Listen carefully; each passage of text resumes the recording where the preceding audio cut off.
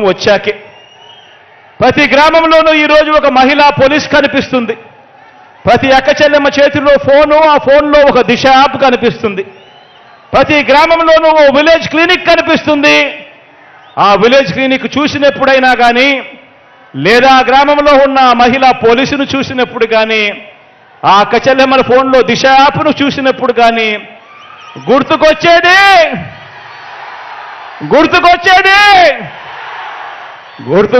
మీ జగన్.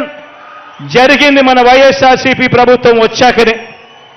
ఆ గ్రామానికి ఈరోజు ఫ్యామిలీ డాక్టర్ వస్తున్నాడు అనంటే దానికి కారణం ఆ గ్రామంలో ఈరోజు జల్లెడ పడుతూ ప్రతి ఇంట్లోనూ టెస్టులు జరుపుతూ ప్రతి ఇంట్లోనూ కూడా ఆరోగ్య సురక్ష కార్యక్రమం జరిగిస్తూ ప్రతి అక్క చెల్లెమ్మకు, ప్రతి అన్నతమ్ముడికి, ప్రతి అవ్వాతాతకు ఏ ఆరోగ్య సమస్య వచ్చినా కూడా నేరుగా వైద్యం ఇంటికొచ్చి మందులిచ్చే పరిస్థితి ఉంది అనంటే కారణం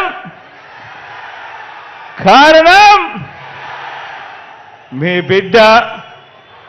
జరుగుతా ఉన్నదే మన వైఎస్ఆర్సీపీ ప్రభుత్వం వచ్చిన తర్వాతే. ఆలోచన చేయమని అడుగుతా ఉన్నా.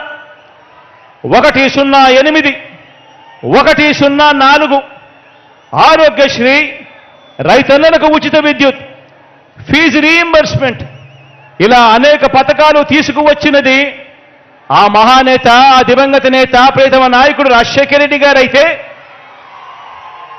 వాటిని మరింత మెరుగ్గా మరో 4 అడుగులు ముందుకు వేయిస్తా ఉన్నది